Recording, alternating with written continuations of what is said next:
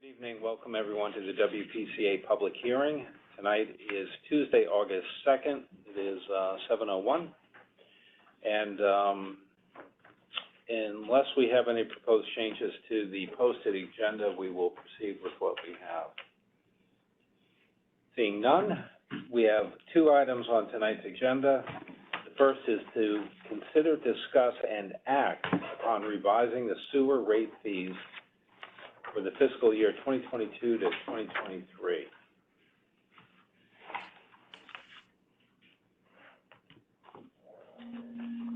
Joe's been kind enough to circulate a document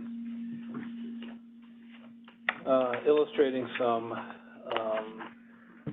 impacts on the rate. Our current rate is $4.45.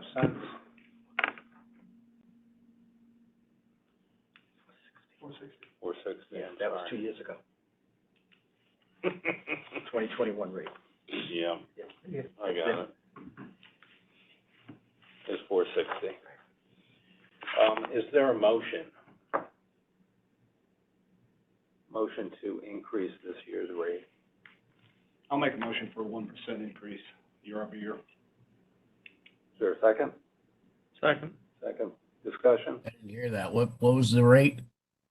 So 1% is the motion in front of us. Which would represent a 5-cent increase in the current rate. Okay, so that's. Second. We have a second. Yeah. Joe, that's the number we need. Point of order, Mr. Chairman? Yeah. I'm not sure we should be voting on a rate increase as versus perfecting the procedural problem we had with the rate increase that was voted on at the June 15th meeting, which was, if I recall, a 5% increase. I'm not sure. I mean, obviously, we could put it back on the table, but that would, the person who was on the availing side, and Tom was not at the last meeting, so he cannot make a proposal to change that, I don't believe. Well, my understanding from Jim Baldwin was effectively the meeting never existed. Then I stand corrected. So, And I said, then Yeah. we're going back to. but, I think, Okay. I think that, it warrants a discussion of what's in front of us in terms of revenue, what we have in terms of proposed projects in front of us. Subsequent to that meeting, you saw our friends in Stratford increase their WPCA rate by 22% as they're starting to themselves figure out that the cost of infrastructure improvements and the materials to run a wastewater plant are increasing significantly. John, maybe you could provide us with some color on how are you seeing your direct costs? Increased dramatically. Chemicals are up. I made a point at a previous meeting, what we were paying for last year at $1.65, we're now paying $2.35, $2.45. Other chemicals went up $5 a gallon. So it's increased dramatically. I don't see any relief in sight. Supply chain issues. Point being, a transformer we ordered in March is not due to ship till December. We have a lot of old equipment, 20 years old. We're going to have to redo the grid equipment because it's failing badly, and I don't know if we can piece together. So, I mean, we're talking probably $200,000, $250,000 just to repair that one piece. So there are things that are going to need to be replaced, redone, coming up soon. So, but John, that maintenance cost that you just talked about is not in your. It's not in the operating budget. It is not. Okay. It is not. So I just want to differentiate for the group that what we're trying to do is at least cover this year's gross budget. Right. Exactly. Yeah. Now, you're bringing up a different issue, which Right. is fine. Right. No problem. Do we need to also go forward and not only cover this, the issue on the table? Do we not only have to cover this, but if you have additional costs above that, should we be looking at that as a budget overrun and cover that also? That would be the question, the timing of it. I believe so. I mean, what I just mentioned is something that we didn't think needed immediate attention, and it's rearing its ugly head, and it does. So I think looking to this year and then years beyond, we're gonna need to step it up more and more. So the question is, what's the target revenue we need to get to? And we can back into the rate on the basis of that. I mean, I took, The target revenue is 7.3 million dollars. today. The based on- department budget today. Based on the current revenue, but Correct. but where do we need to get to keep the lights on? I can't give you a figure, but I mean, that number is for this year's budget, and we can do it, certainly. It's just gonna, Because your assumptions here is you got a gross budget of 7.1, net budget of 6.7. Then you have a revenue of 7.3. And you're concerned with just the increases that you've been seeing, that your budget, you're gonna be awfully close. exactly, because when it's budget time, it's November, December, when I'm putting this together. Gas prices and chemical prices shot up January, February, March. Everything was already set in stone. I already tried to look ahead and see what was the cost gonna be, and I didn't make it. I was figuring $177 for things, it's now $235, $245. And these are like big numbers that you're seeing coming in, so like by chemicals and whatnot, that what you would be off would be more than, $50,000+, I would think? say, absolutely. So you think that there might be a little bit of an issue coming forward because you got a $50,000 to $100,000. By the end of the budget next June, we're gonna be close, if not. And barring any Correct. mechanical issues that we find, like we just found, but. And this is just kind of chemical increases, and now you're bringing up other stuff that you see coming forward just with the age of the plant. Yeah. So, in your mind, do you think, what the proposal is on the floor is 1% enough? I don't think 1%'s enough. Well, that was the question, so. I don't think so. Right, so 1% would close the equation based on assumptions here, but based on what you're saying, and there's other things on the horizon that we need to have enough capacity for to address, and 1% is not gonna close that No. equation. No.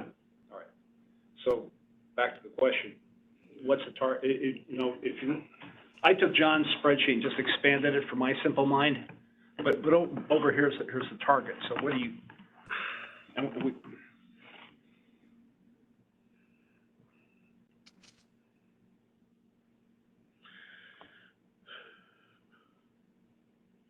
We're at 460 now. Correct. We're covering 7.3 million right now. I think 5.5 was probably, in my guesstimation, So that gets you about 370,000 yeah, in incremental revenue. yep. right. As, I don't have the budget numbers in front of me, but I recall the largest line items are electricity, labor, health insurance, chemicals, and those are all probably mid-single to double-digit increases. Yeah, So many people cost. You know, so at 550, that's about, a 5% roughly increase, which probably isn't enough, but there's probably not a lot of energy about going much higher than that. I would say, you're absolutely correct. It's one of the things I want to point out to the commission.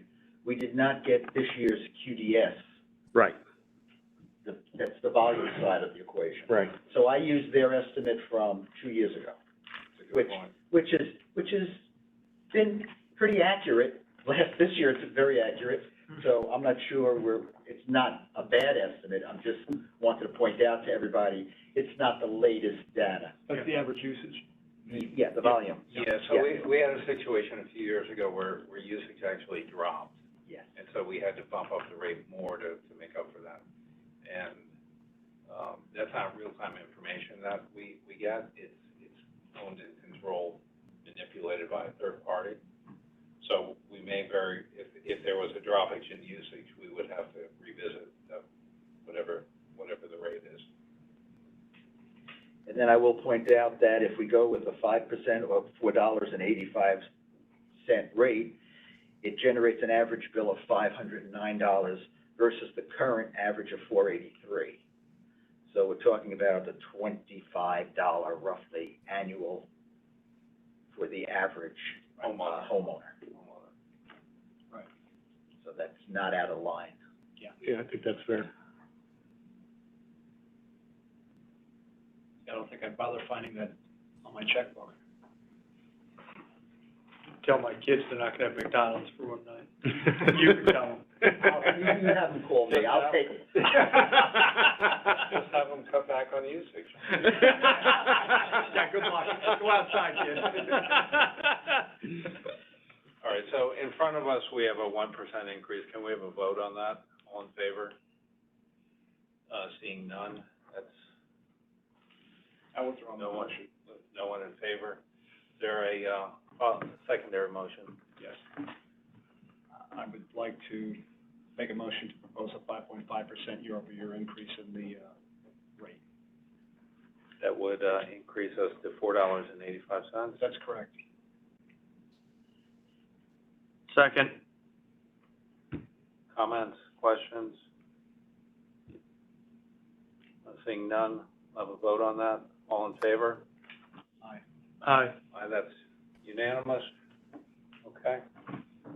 And, Mr. Chairman, the obvious, that was the exact amount we agreed on at the non-existent June meeting. That was serendipitous. What? What meeting? Okay, let's move on to our next item, which is to consider, discuss, and act upon a revision in the current flow and infiltration abatement fee structure. Okay. The current rate we have is $22. Is that per CCF? 22, well, it's $22. Yes. It's segregated by residential, single-family, one-bedroom, two-bedroom, and three-bedroom units. We have a number of different options for increase. As we've discussed in prior meetings, the cost to remove I&I has increased dramatically. That's driven in large part by soil sampling, cost of putting shovels in the ground. I think the prime example of that is the East Trunk Interceptor project, which, when I came on the commission, was estimated to be maybe $2 million. I think we're now looking at $10 million. Same project, same scope. That's where we think a substantial amount of the infiltration is taking place. It's a priority project for us. It's expensive to get this out. Why do we get this out of the system? We get it out because our plant's at or near capacity right now. Correct. And in order to support future growth, we either need to expand the capacity of the plant, which isn't gonna happen anytime soon, or we need to pull I&I out of the system. And as we know, there's a fair amount of development plan in town. I think that's a great thing, so we need to, create capacity to store that development. Sure. So we have some, we've had some discussion on proposed rates. Do we want to revisit those discussions, or do we want to put forward a motion consistent with those prior discussions? I propose we put forward a motion consistent with the previous discussions, Okay. which I believe reflect your comments about the increases to I&I to remediate the issues. Okay. So I'd like to propose an I&I rate increase of 25% for a residential single-family house, a 25% increase for a one-bedroom studio, a 15% increase for a two-bedroom apartment, and a 15% increase for a three-bedroom apartment. And that, if you guys look, is reflected, if you've got the handout that I sent. I'm not sure, I had the yellow I did have the yellow turned on. Yep. So that would reflect those numbers. I ran out of yellow ink. Oh, you must, okay. Okay, but that's what that I use blue proposal, and green on mine. that's what that proposal, Well, that motion just reflects. Second. Second from Chris. Comments, discussions?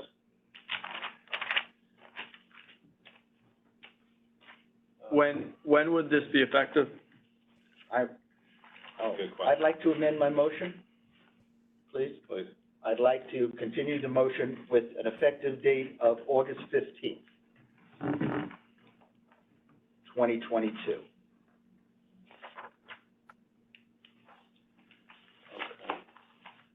I would like to just open the discussion on, relative to this. There has been kind of a, I don't know if it's a stated policy. I haven't found it, if it does exist. And it relates to the prior use of a property. So I'll give you an example. When Sacred Heart took over the Jewish home, the I&I fee was based on the incremental amount of water usage. And the Jewish home had recently been closed. We have some other projects that are taking over existing buildings that have sat empty for a number of years. And conceptually, someone could come in and say, well, the prior user of this asset at one point in time used X amount of water, so that should be an offset to our I&I fee. And it kind of begs the question, is it the prior year? Is it the prior 3 years? Is it 20 years ago? I think we need some gating language around how that offset is measured, if there is an offset. Otherwise, we're going to have confusion as existing properties are redeveloped. it would help understand what the basis of providing the credit back for the offset to begin with. What was the rationale behind that? That money's already been paid towards I&I, so why should I have to start all over again? I mean, is that the basis of the? I don't know. I wasn't there when it was conceptualized. My personal belief is that that these I&I fees allow for this development to go forward, and to offset. To me, it's almost irrelevant what the existing property is being used for and how much water usage it has. In fact, I can't think of any project that went from a functioning project to a redevelopment within even 5 years. I mean, and is that fair to someone who buys a lumber yard versus who buys a shuttered retirement facility? But I would think, the way I think of it is as take Sacred Heart, or take a vacant piece of property there, is that the historical use has always been, whatever their historical use is, that you could kind of calculate as a commercial use has this amount of gallons a day. If you don't have any backup data, or you have, if it's an existing use, you kind of can take the Aquarian backup data, but why wouldn't you offset that with what, if they're going to convert it to apartments?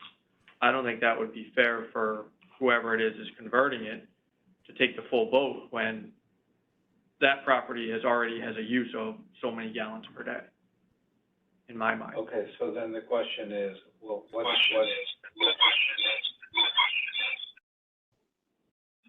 It ain't me. Wow. That's the way to drive the point home. Echo it. over what period of time?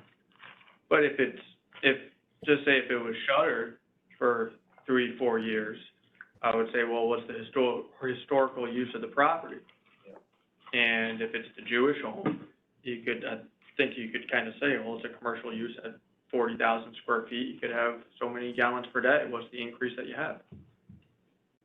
I think that's it, that's, Ron, Yeah, one of the things that, I don't know if I'm right, wrong, or indifferent, but I'm gonna raise a point. When our buddy over there near the clock, Joe, gives a motion. Okay, part of that motion is if they haven't started developing within 2 years, you gotta come back to the well.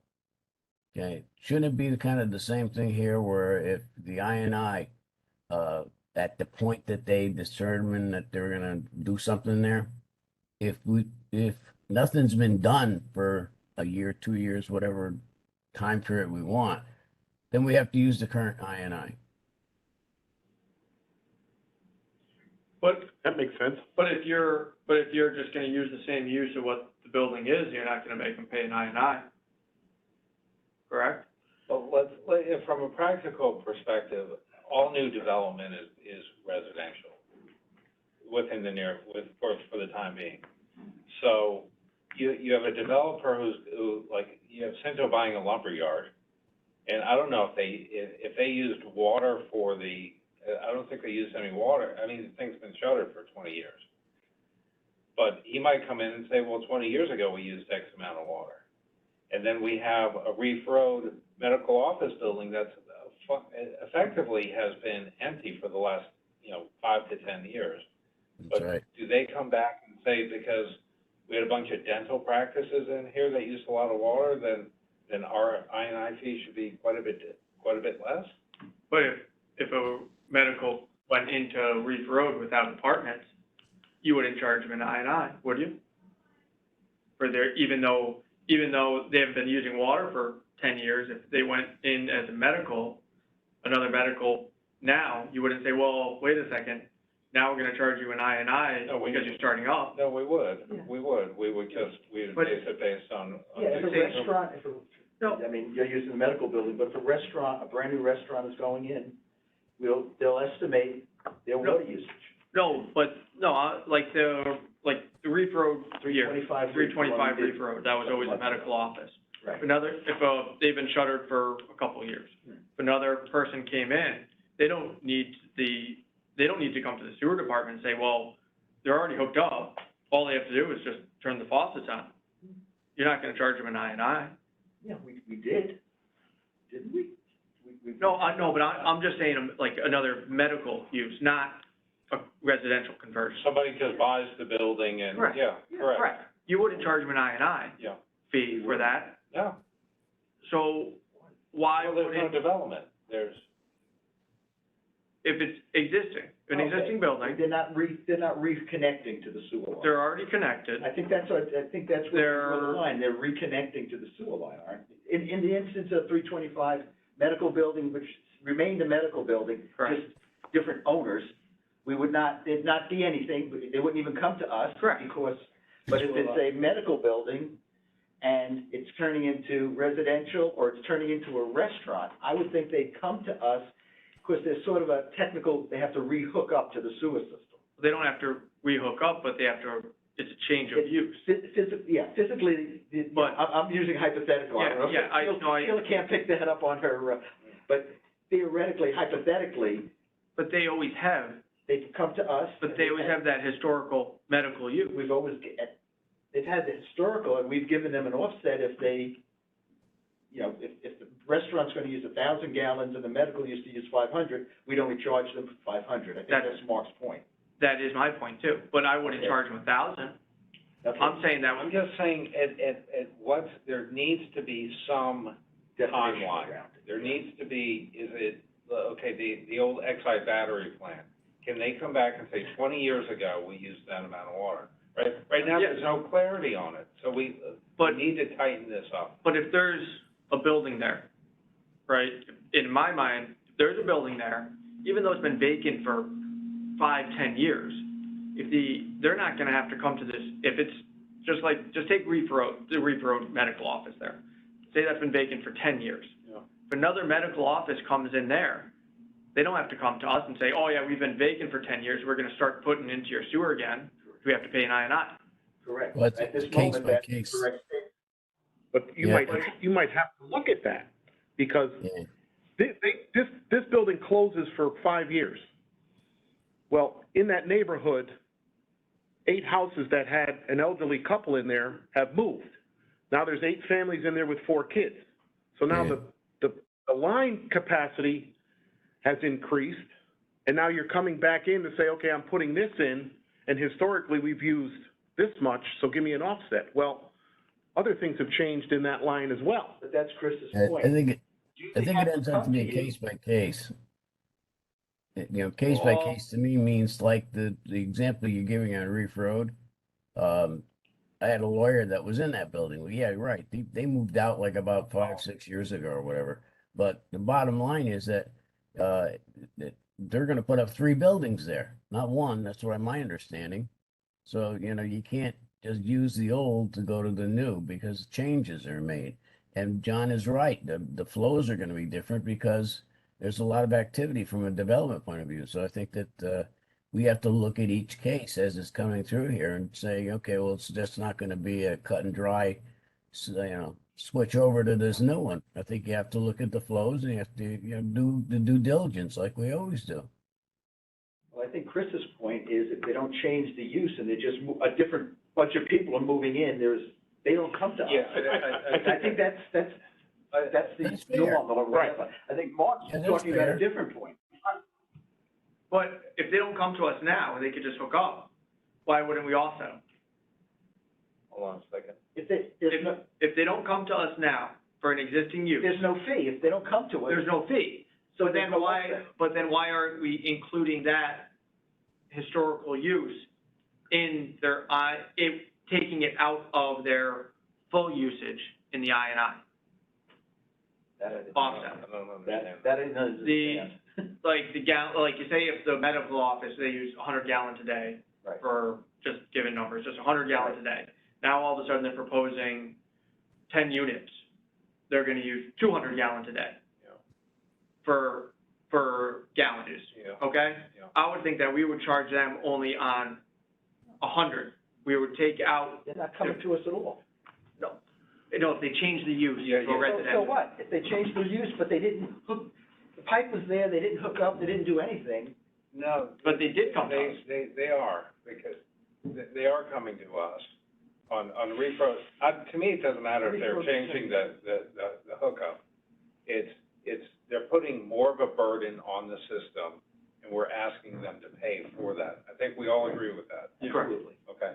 The question is, how long do we look back when they come to the department and they say, okay, here's some water bills from 7 years ago? Is that good with us? Are we good with that? Are we saying 7 years ago this property used water, and we're gonna allow them to pay much less of an I&I fee than the guy who just bought a piece of land or a lumberyard or something else? Right? What is our look back period? To me, it's, if a year or two seems reasonable, but, yeah, so. 3 years. But if there's been no use on it for 3 years, you would say it's the full, It's the full same fee, same as land, same as vacant land. same as vacant land.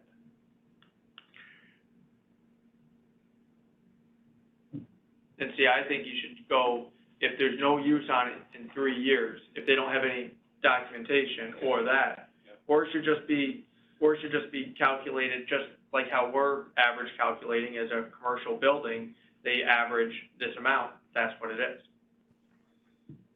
Is the average gallons per day that you see. With no offset. With no, If it's beyond a period of time, they're calculating it. I mean, I'm trying to understand. I think there the rest of should, your I argument. think if they're hooked up to the sewer now, Right. there should always be an offset on the I&I if there's a change of use. For how long? I think there always should be. Because they could always go in and use that, have that use. If you have a new business entity coming to town, even on an existing, they're now consuming resource. I mean, they are, that water goes into our sewage system, and that represents a cost to the town. I think they need to pay that, you know, cover that cost. Tom, they do. Their usage, we're not talking about the usage. And they'll pay an annual bill. Right. To get to the sewer Yeah. system. So they're paying based on their usage. Taking a step back, before that happens, when they build, they're building out. It's an existing structure. What we allow is, what we charge them is an I&I fee to cover the piping and everything else that we want to replace. But right now, in our policy, we offset that with the prior owner's use. So they will pay, a new company coming Yeah, into an existing building will pay. Right, I understand It's at the usage point of- piece of it, but, as I understand, infill and infiltration is additional water running into the sewer system over and above what they're. Not caused by this particular, we've been doing this since 2014 or something.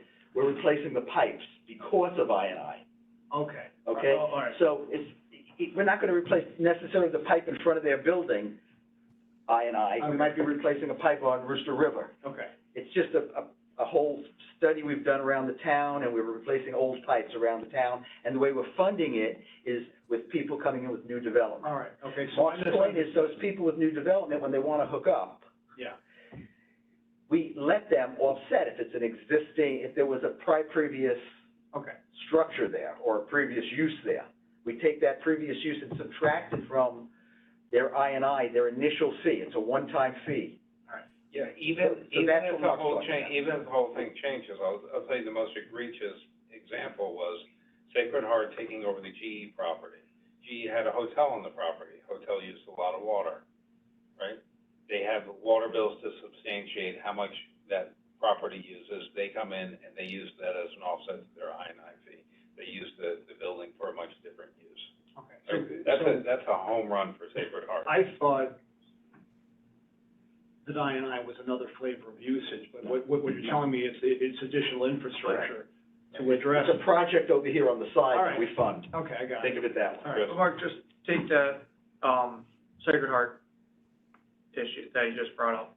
Now, like in my mind, I just think is that they've always had that usage, right?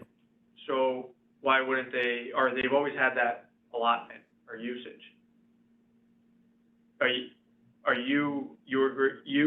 You think that they should have paid more I&I, even though they've already had that usage? I'm just trying to. Given how long that property sat vacant and the escalating cost of I&I and the need for us to remove I&I to support future development in the town, at some point in time, I think you need to lose that. Just like the lumber, we all say the lumberyard hasn't existed for 20 years, so that number is 0. But why is 20 years different than 5 years? I agree, yeah, I'm just trying to, because I think either way, I think there's gotta be an understanding, because as a developer, I think it would be an unknown going into it and saying, well, am I gonna be charged an I&I, am I not? I think it's better to have something, yeah, this is what they do, this is what they're gonna go by.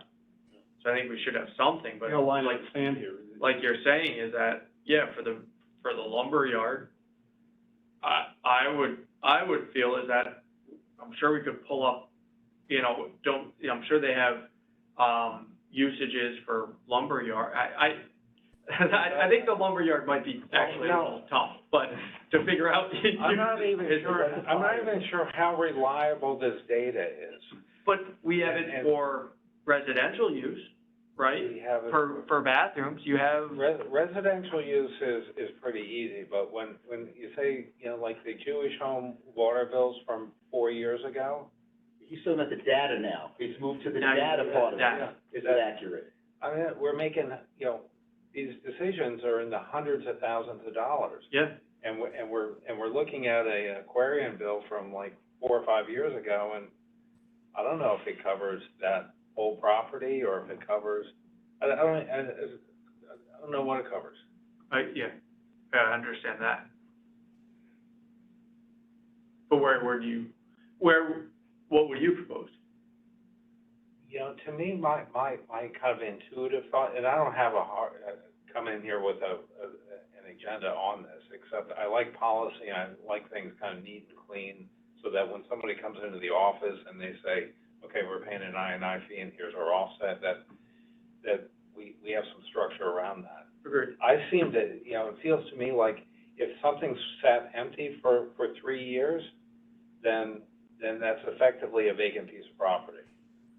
And I look at it differently, where a lot of projects, they sit for 3 years because it takes that long to get contracts, to get approvals, to get certain things, and all of a sudden, you're right at the end there, then you say, wait a second, now I'm gonna be paying for basically a vacant piece. I think 3 years is too short, if we're gonna be looking at it that way.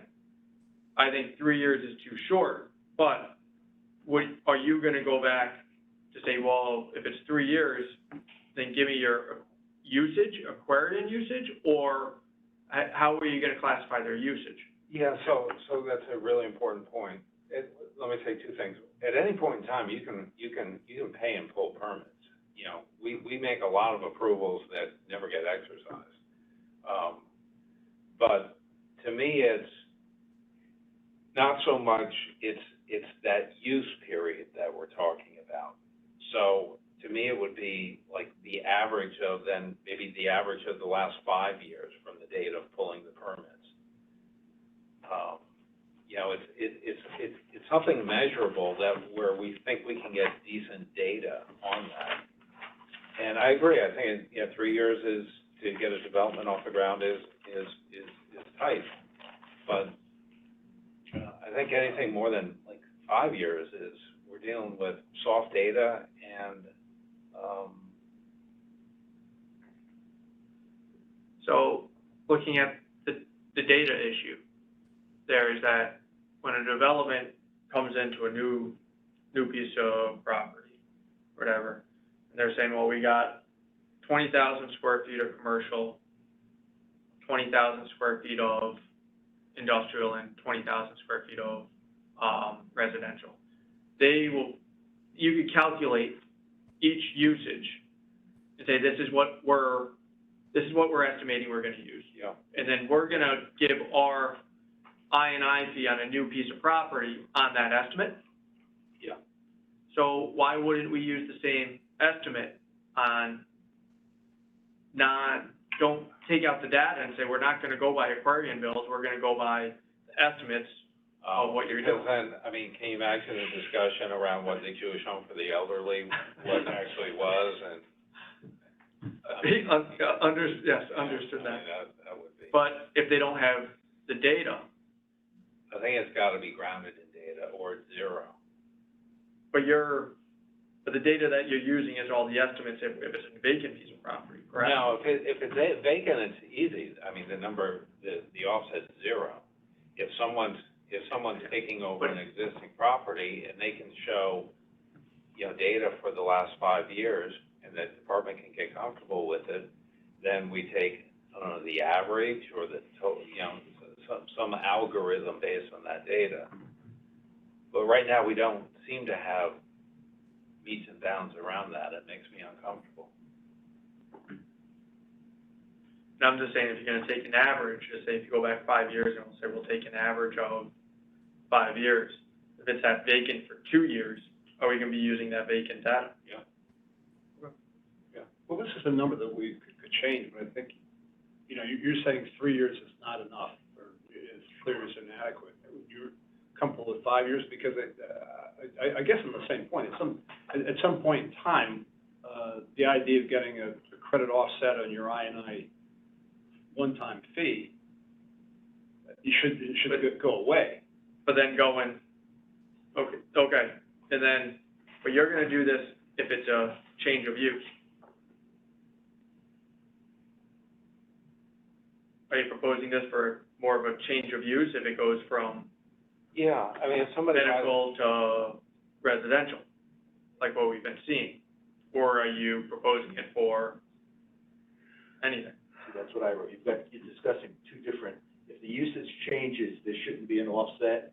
If the usage remains the same, i.e. the medical building or whatever, we look at an average of 5 years. I mean, that's the way the discussion's been going. We've got two different Yeah, I know, that's what I'm just trying to figure out examples where, going on, and it's confusing the discussion.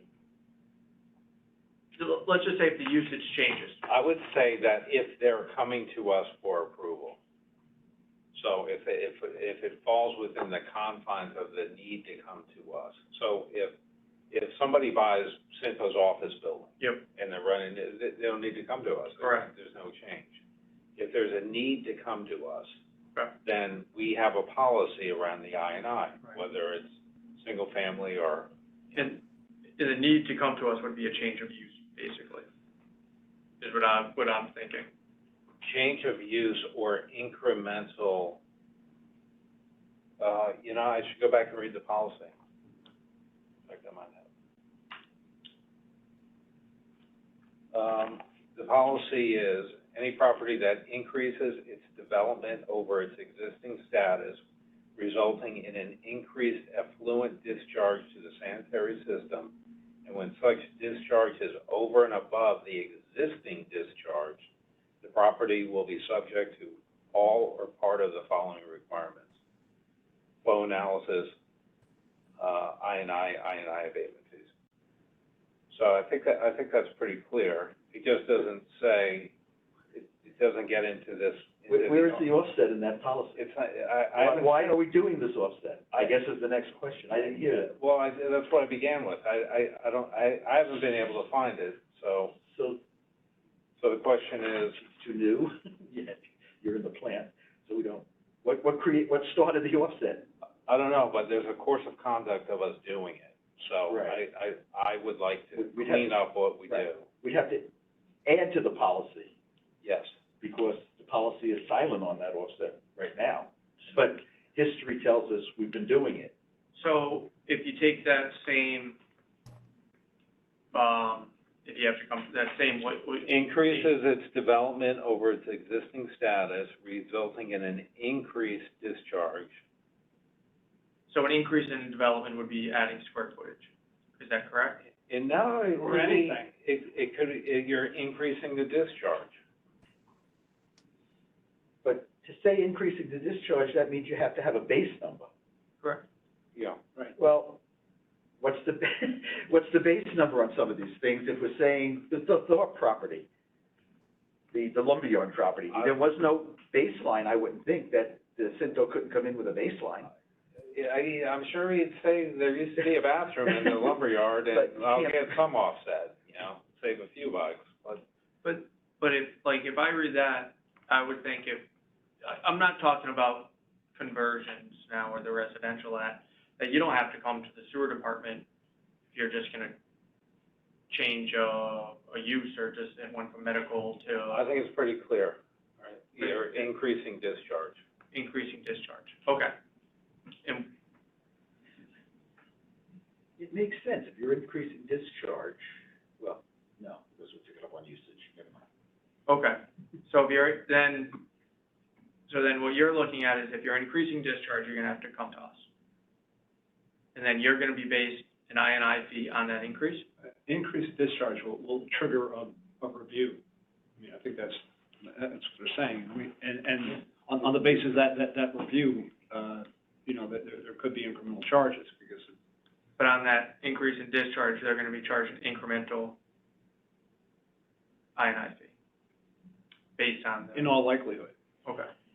Yeah. That's the way, That's Well, the way- well defined on the residential side, and then on commercial space, retail, office, et cetera, will be evaluated on a case-by-case basis Okay. based on estimated effluent flows and data supporting these estimated flows. So then you're kind of more concerned with, okay, well, now you're getting all these residential conversions and whatnot, and you're looking to go back, just say, go back 5 years and take the average of 5 years. Is that what you? I'm putting that out for discussion. Okay. Yeah. So you're gonna go, they get triggered, there's an increase in discharge. Change of use. Okay, well, how much increase in discharge? Okay, well, we looked at, we have 10 apartment buildings I mean, we have 10 single, one-bedroom units here. So you got so many gallons. And then this is our average usage over 5 years. You get charged the difference. The delta, yes. Where somebody buys a piece of I like land, that. they have no. I think going back 5 years would be okay. I think as a middle point, I kind of, But no further than 5 years. After 5 years, no more forgiveness. I think that's what we're trying to get to. that's what you're looking for. Right, at what point in time this history, So if it's been vacant for more more than 5 years, that's it. If it's been vacant for 4 years, you're only gonna average 1 year out and average it out of 5. Yeah, this ain't gonna be much of an offset. It's not gonna be much. No. But then what happens if the building, okay. I think the guys Gives developing the definition. Metro Center would say a level playing field is. It gives a definition. Yeah.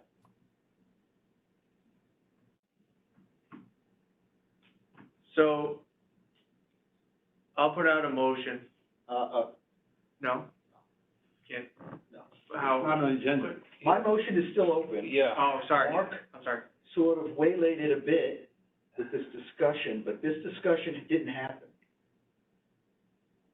It was not on the agenda. It's sort of associated with the I&I, but it's not on the agenda for action. No, to consider, discuss, and act upon a revision to the current I&I fee structure. Fee structure. Yeah, Revision to the fee structure. How's the fee structure? All right, then I'm gonna go back and say, hold your motion, call my motion. Because my motion's, unless you wanna add to my motion. Okay, Go so for it. let's vote. I think we should vote on. We'll vote on Joe's motion. All in favor? Aye. Aye. That's why the beauty of That's why they're in yellow. That's what it is, yes, I remember now. Okay. Okay, now, Do you wanna craft that motion? Yeah, could I have the, that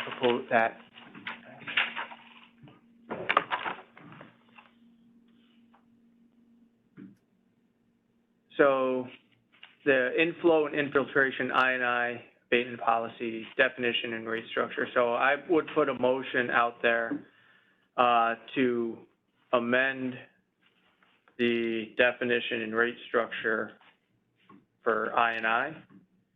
So as of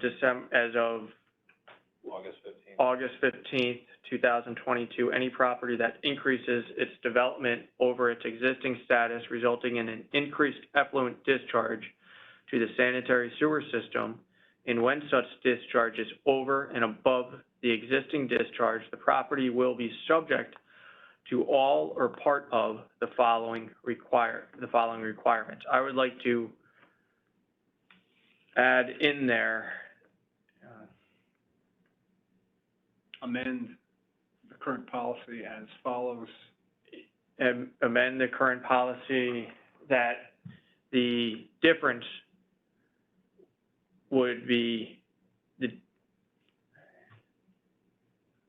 the I&I abatement fee would be the difference of the average of the increase minus the average of the 5-year, Prior 5-year use. 5-year usage. As calculated at the time in which the permit is issued. That's calculated at the time which the permit is issued.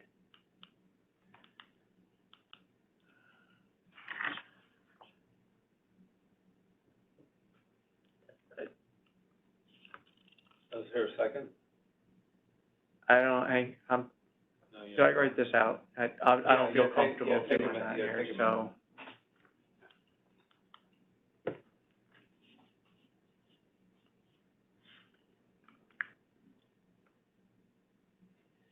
we're still in the discussion phase, Mr. Chair. Sure. I am concerned with the complexity of what we're proposing. And I would just say, why don't we just not have an offset to I&I, no matter what the situation? I would propose 0 offset. Yeah, I think there would be, an outcry of the unfairness of some recent applicants who have then, in effect, received $200,000 benefits. Well, that my proposal would set a level playing field going forward. Nobody would get any benefits. It's as if it's a green field and they're coming in and paying I&I based on what they're building. I'm concerned with the complexity to the staff. But we have that right now.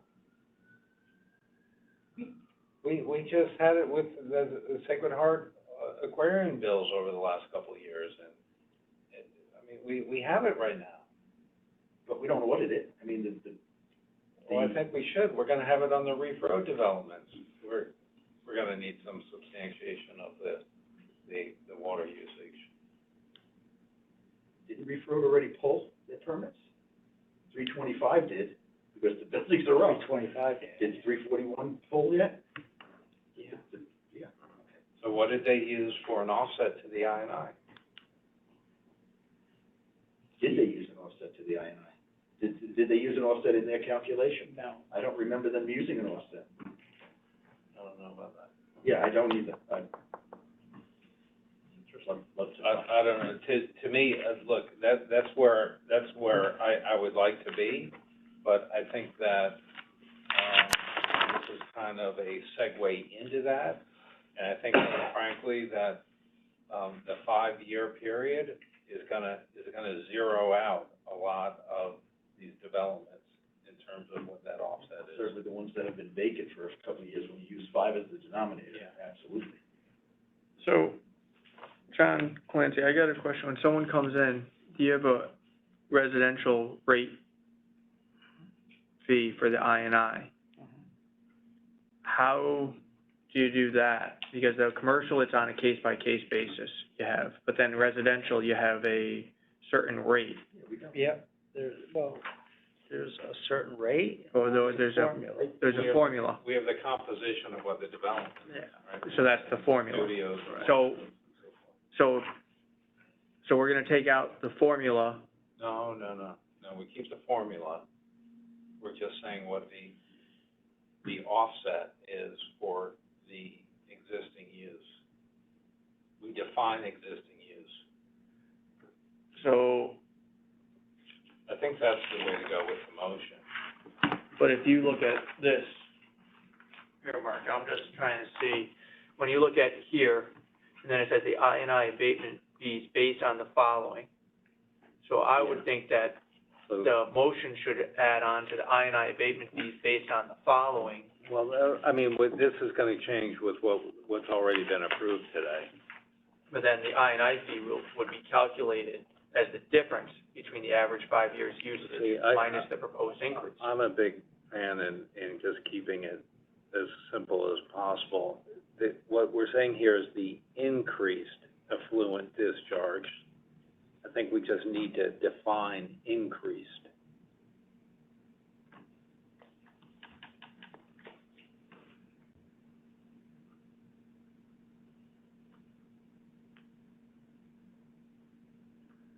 Okay, so it would be increased effluent discharge over the average 5-year usage. Yes, something to that effect. That would be pretty easy. You would just put that, the increased effluent discharge over the average 5 years usage, and then then everything else would stay the same. That's what That would be, Joe, what do you think?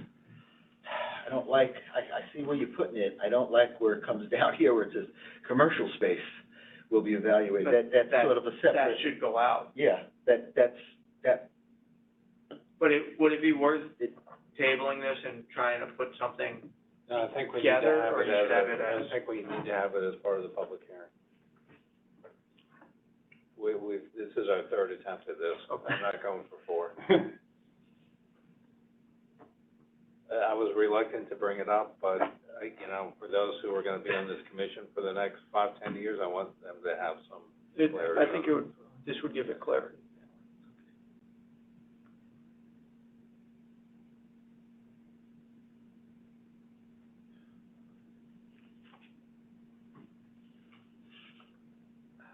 I don't, Do you need any of this, though? yeah, I don't Do you think need so. I don't think so. That's what it's Because looking like. even the example, average cost to remove INI, $16.50, they're offsetting it, but the cost is not $16.50 anymore. No.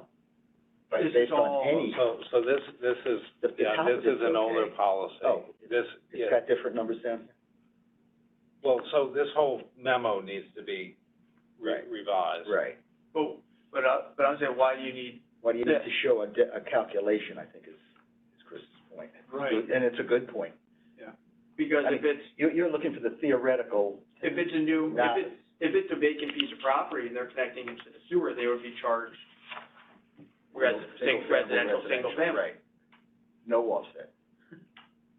Why is this, This is the pre-existing policy that's being revised tonight. So the outcome of tonight's meeting will be a public notice of what, but I'm saying, why do we need this calculation? I think that needs to be expanded to include this. So that there's absolute certainty and clarity of what the policy is. Not this. Right, just, This. I just Yeah. feel, Okay, yeah, yeah. I'm gonna give this to John to post. Yeah. The This. Okay. That's the synopsis. concept. So- That's the concept. Summary. Could I put a motion out there? So I would put a motion, oh boy.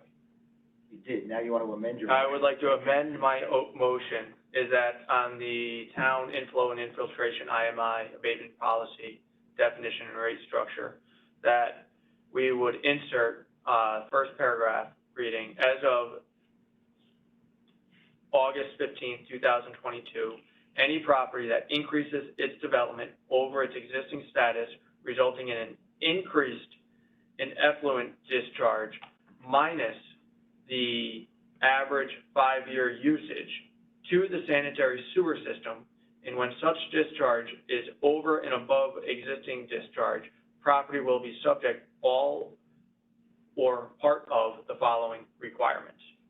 Keep all the same requirements, but update them to the new numbers that we just, that are in Joe's motion. Joe's.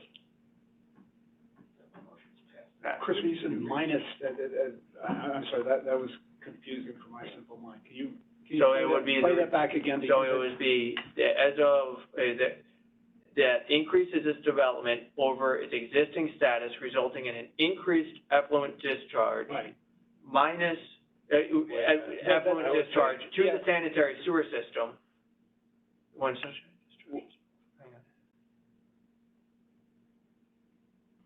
I would just put comma, said increase being defined as,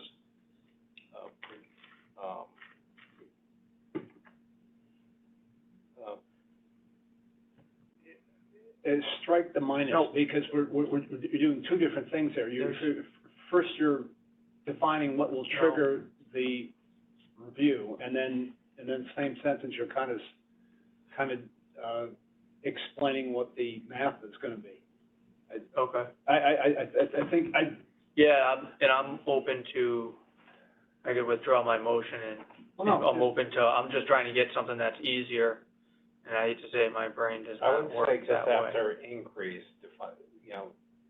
said increase being defined as projected flows less the 5-year average actual usage, water usage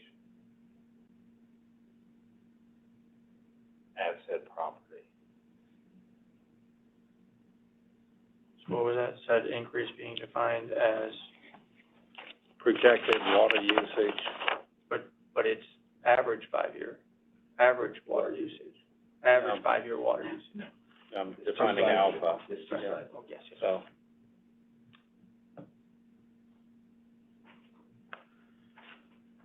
Sorry. So, period after sanitary sewer system, said increase, being defined as projected water usage, water usage less Did they come from permit?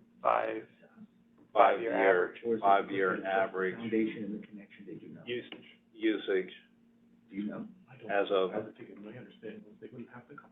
the date of Yeah, I don't think so. So, I mean, That's. the permit. It's huge.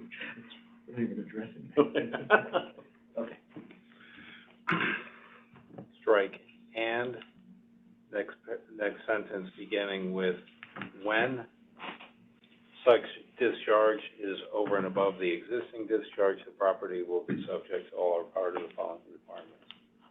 I'd like to amend my motion, once again, as of, and I would put a motion out there in the first paragraph reading, as of August 15th, 2022, any property that increases its development over its existing status resulting in an increased effluent discharge, said increase being defined as projected water usage less 5-year average water usage as of the date of permit being issued,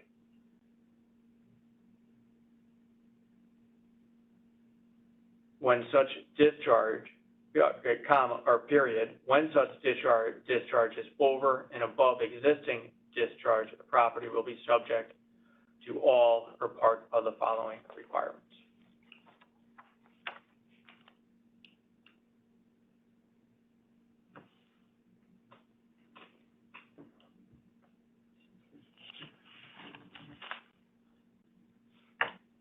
Why don't we just leave the policy alone and just come up with a definition for the offset?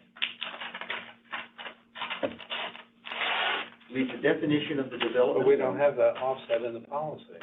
Oh, and put it in the policy, but come up with a definition of the offset, you leave the words of the policy in there, and then have a definition of how the offset is calculated in the policy. Yeah, that's what, yeah, it's kind of what As I'm versus trying trying to change. to, that's what I'm trying to do. Yeah, you're trying to change the word, we've got, sorry, Chris Rogers, we've got a poorly written policy, and we're trying to modify it, and that's not working because of all the ambiguity in it.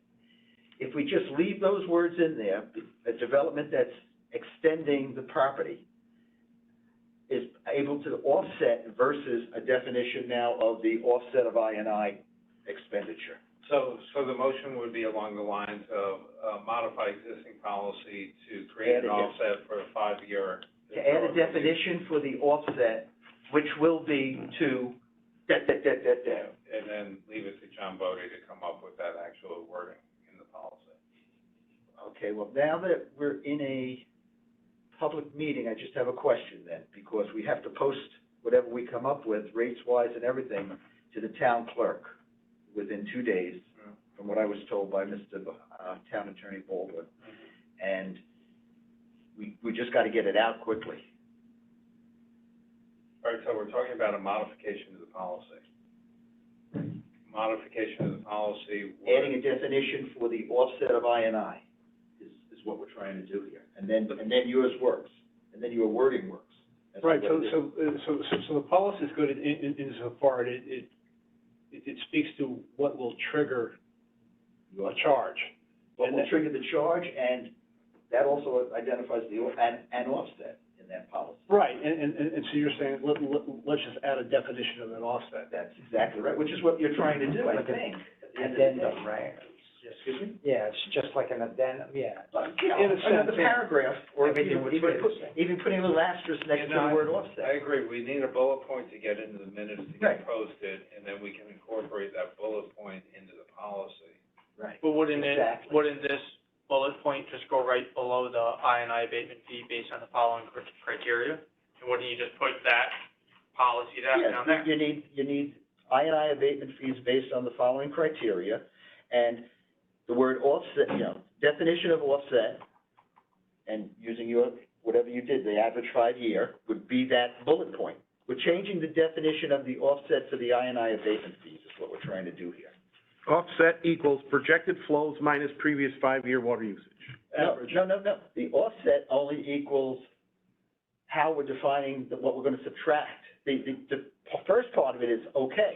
What we're gonna calculate for the I&I fee is The 5-year. based on our rates and based on the calculation that's already in the policy. What we're trying to do is come up with a definition of an offset to that.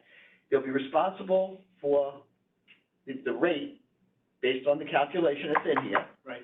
But they also get benefit for an offset based on what Chris is gonna propose as a motion, which is your average, the look back.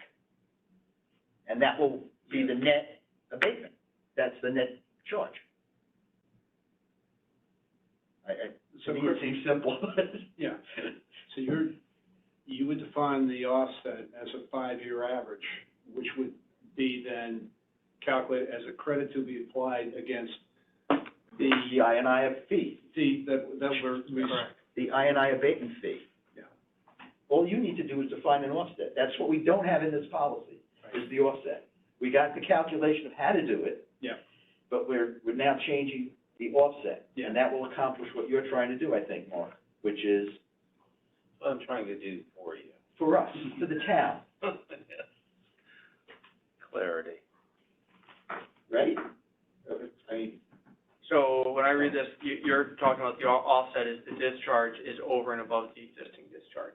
that's the offset. definition. You just So- put the what So is you it? have the I&I abatement fee, so you leave all that the same. Right. I think you still gotta take out commercial space will be evaluated on case by case, so that would Well, you. come out. And then you would put another, I mean, that's just a non sequitur at the bottom of the policy for some reason. I don't know why it's there. but if we're giving definition, I think that should be taken out, so there's no ambiguity. But that has nothing to do with the I don't. Oh. Okay, so then you would say, just put another bullet point down here, and saying when the discharge is, the Right. discharge over, When this applies, when the discharge is over and above the existing discharge, the said increase being defined as projected water usage less 5-year average water usage as of the date of permit being issued. Well, less offset, and the offset to be defined as, and then you and then define you the put offset. definition, right.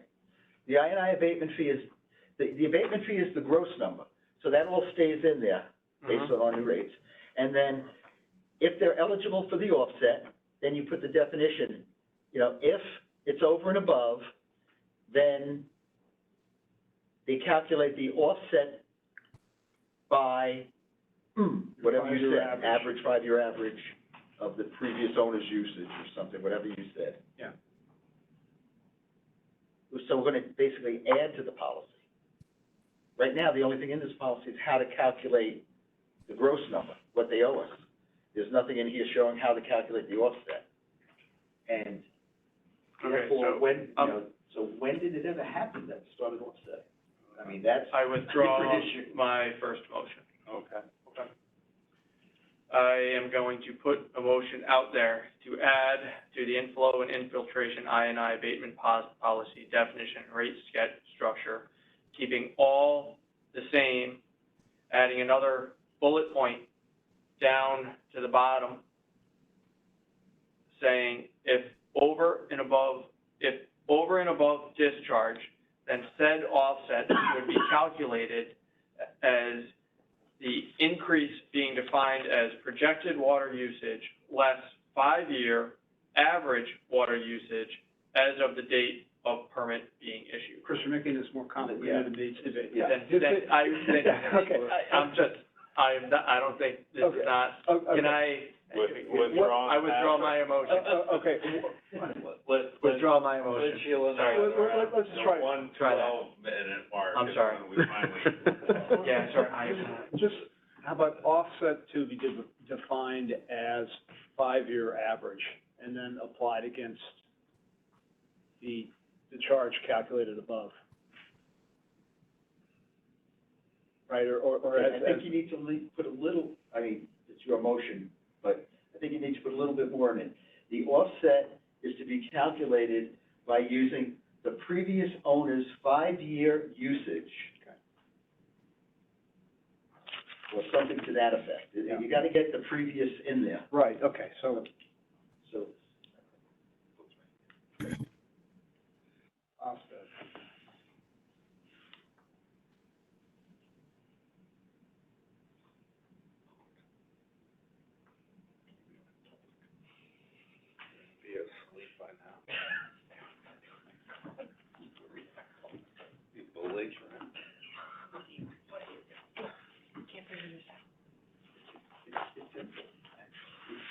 Yeah.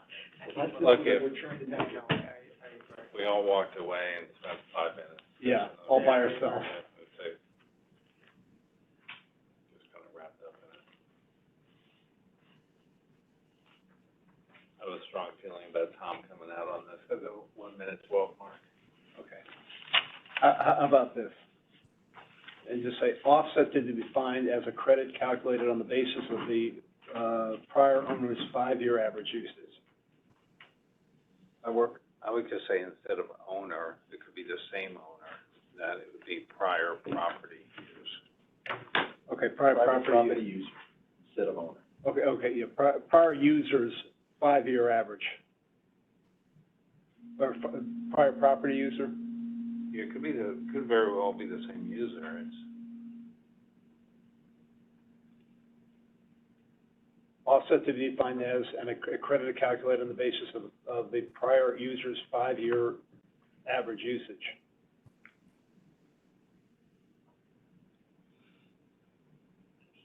That's the users, right, your average. Just users. You've got to put property in for it also. Prior property. Properties. How about the property's prior 5-year usage? Correct. Okay, There you go. okay. Yeah. Hey, we've been to college here. and I had a 1:12. You hit it right on the head. 12, yeah. Ding, ding, ding. All right. Okay, we got it. Final amended motion Yeah. to, the I&I abatement policy. With a bullet defining the, to be added, offset to be defined as a credit calculated on the basis of the property's prior 5-year usage.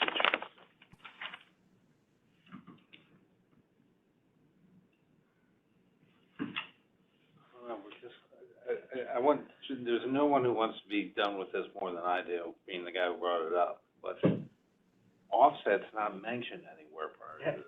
That's correct. That's why that's a poorly written policy, or we're doing something that's not in the policy.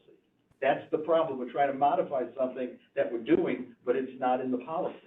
But then I think you gotta put offset here, over and above, parentheses, Yeah, that- offset. And we define it. Well,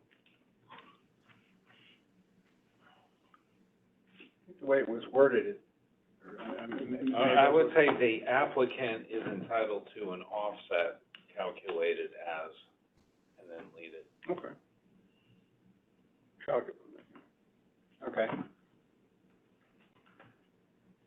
Okay. All right.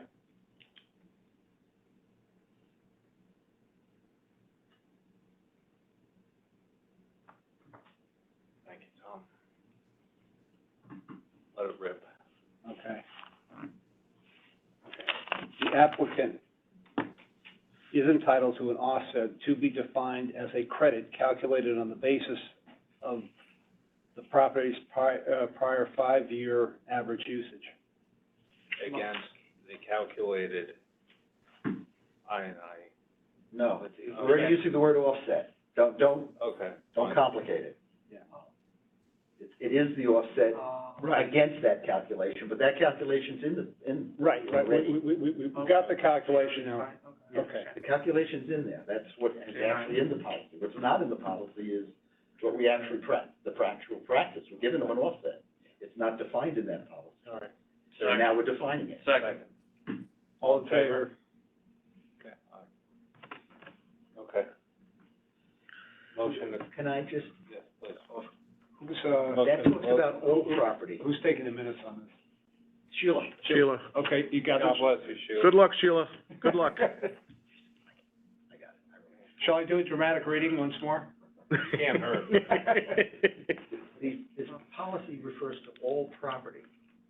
That means any houses that are in town, little capes that are being taken over by developers and building bigger, houses would be responsible for some kind of I&I. Sheila, are you good with the words?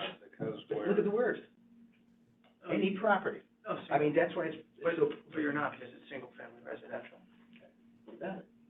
Because if you're taking over a cape and then putting a new house on there, it's all still single family. But they don't come in and pay us anything. Because they're already doing single No, family. by practice, they don't. I mean, our rating would want them to, but they don't, is my point. But they shouldn't. They should, but they don't. No, but they shouldn't. They should not. Why? It's all single family residential. That's all defined as single family residential. Yeah. So then we have to change that policy to define it as other than single-family residential. No. That reads all property. To me, all property in town is But everything. But we're not projecting increased flows in a single family. I'm not arguing with the calculation or anything, I'm just saying, the front of that policy is not exactly accurate. I disagree because it says the property that increases its development over its existing status. Yeah, Existing and status if I'm is building, single family residential. no, now you've got a different word in there, it's current status. You're building a 4-bedroom, 5-bedroom house in place of a 2-bedroom cave. It's still a house. That's, It's still single family residential. But the thing is, we're not defining single family residential as 1 bedroom, 2 bedroom, 3 bedroom. It's single family residential. Correct. This isn't defined. That's the reason why. All these 1 bedroom, 2 bedroom, 3 bedroom. But it doesn't matter. No, but that's just the average. Right. I think once, Is there a motion to close the public hearing? I hear you, Hey, Second from Ron, in favor? Yeah, it's not a second. It's not a second. Wait a minute. Wait a minute. I just chatted with Sheila and, she's not good. I said, are you okay with the words? And she said, no. So we gotta make sure she's okay with what is being said here. Sheila? Sheila? She doesn't have a mic. Sheila, can you send me the draft minutes tomorrow? 3 bullet points.